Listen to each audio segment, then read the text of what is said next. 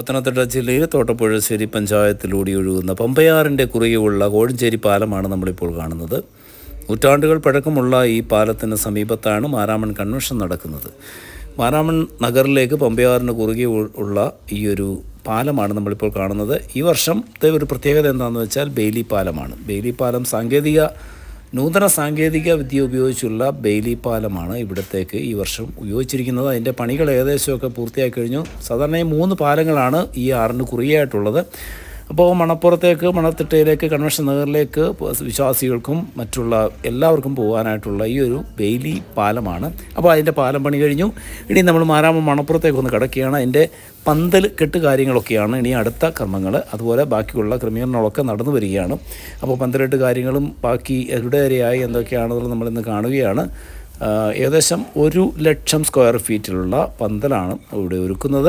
അതുപോലെ തന്നെ മറ്റുള്ള സഭയുടെ വിവിധ സ്ഥാപനങ്ങളുടെ സ്റ്റാളുകൾ, മറ്റുള്ള വിവിധ മിഷൻ ഫീൽഡുകളുടെ സ്റ്റാളുകൾ, മറ്റ് സംഘടനകളുടെ സ്റ്റാളുകളൊക്കെ ഇവിടെ മണപ്പുറത്ത് വരികയാണ്. ഇനിയിപ്പം ഒരാഴ്ചക്കാലം ഫെബ്രുവരി 8 മുതൽ ആരംഭിക്കുന്ന കൺവെൻഷൻ 15 വരെ നീണ്ടു നിൽക്കുന്ന ഒരാഴ്ച വിശ്വാസികളുടെ 10,000 ലക്ഷക്കണക്കിന് വിശ്വാസികളുടെ ഒരു ഒഴുക്കാണ് ഇവിടേക്ക് ഉണ്ടാകുന്നത്. ലോകത്തിൻ്റെ വിവിധ ഇടങ്ങളിൽ നിന്നും വിവിധ ഭാഷക്കാർ, വിവിധ മതസ്ഥർ ഈ ഒരു മാരാമൺ കൺവെൻഷൻ ജാതിമത ഭേദമന്യേ നിരവധി ആൾക്കാരാണ് ഇവിടെയൊക്കെ ഒഴുകിയെത്തുകാറുള്ളത്. അത് എല്ലാവർക്കും ഒരു വികാരം തന്നെയാണ്. ഇതൊരു വിശ്വാസമാണ്.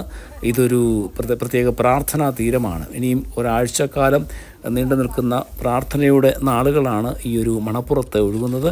അപ്പോൾ ഇതിൻ്റെ പന്തൽകെട്ട് കാര്യങ്ങളൊക്കെ നടക്കുക സാധാരണയായി ഓരോ ഇടവകകൾക്കാണ്. അതായത് ഈ കോഴഞ്ചേരിക്ക് മാരാമണിന് സമീപ പ്രദേശത്തുള്ള വിവിധ മാർത്തോമ ഇടവകകൾക്കാണ് ഇത്തരം പന്തൽക്കെട്ടിനുള്ള സൗകര്യങ്ങൾ ഒരുക്കുന്നത്. അവരാണ് ഇത് കിട്ടുന്നത്. അപ്പോൾ അതിനുവേണ്ടി ഓരോരുത്തർക്കുമുള്ള തൂണിൽ അവരെ ഏതൊക്കെ പള്ളികളാണെന്നുള്ളതൊക്കെ ഒന്ന് എഴുതി വെക്കുകയാണ്. അതിനുള്ള ക്രമീകരണങ്ങളൊക്കെ ചെയ്തു വരികയാണ്. ഉത്തരവാദിത്തപ്പെട്ടവരൊക്കെ അതൊക്കെ കണ്ടില്ലേ. അവരെ വിവിധ മിഷൻ ഫീൽഡുകളിൽ വർക്ക് ചെയ്യുന്ന സുവിശേഷകരുണ്ട്.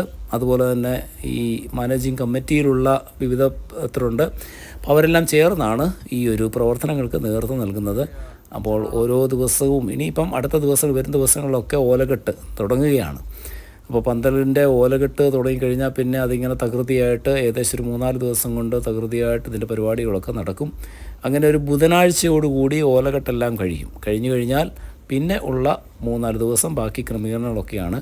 അങ്ങനെ തകൃതിയായി നമ്മുടെ മാരാമൺ കൺവെൻഷൻ്റെ ഒരുക്കങ്ങൾ നടക്കുകയാണ്. അത് നിങ്ങളിലേക്ക് ഇത് കാണുവാൻ ആഗ്രഹിക്കുന്ന നിങ്ങളിലേക്ക് എത്തിക്കുകയാണ്. നിങ്ങളിത് കാണുക, മറ്റുള്ളവർ കൂടി ഷെയർ ചെയ്ത് നൽകുക. ഈ മാരാമൺ കൺവെൻഷൻ്റെ മറ്റുള്ള ക്രമീകരണങ്ങളൊക്കെ നിങ്ങളൊന്ന് കാണുക. അതുപോലെ തന്നെ ബെയിലി പാലമാണ് ഇവിടെ കാണുന്നത്. ഏറ്റവും സുരക്ഷിതമായ വിശ്വാസികൾക്ക് കടന്നു വന്ന് പോകാനും ഒക്കെയുള്ള ഈ ഒരു ബെയിലി പാലം, അതിൻ്റെ പണികളും പുരോഗമിക്കുന്നു. അപ്പോൾ ഈ മണൽപ്പരപ്പിൽ ഒരുങ്ങുന്ന വിശ്വാസ സമൂഹത്തെ സ്വീകരിക്കാനായിട്ട് ഒരുങ്ങുന്ന ഈ ഒരു വിവിധ സ്റ്റാളുകൾ, വിവിധ പന്തലുകൾ, അങ്ങനെ മണൽപ്പരപ്പിനെ വിശ്വാസ തീരമാക്കിക്കൊണ്ട് മാരാമൺ കൺവെൻഷൻ്റെ ഒരുക്കങ്ങൾ തകൃതിയായിട്ട് ഇവിടെ നടക്കുന്നു.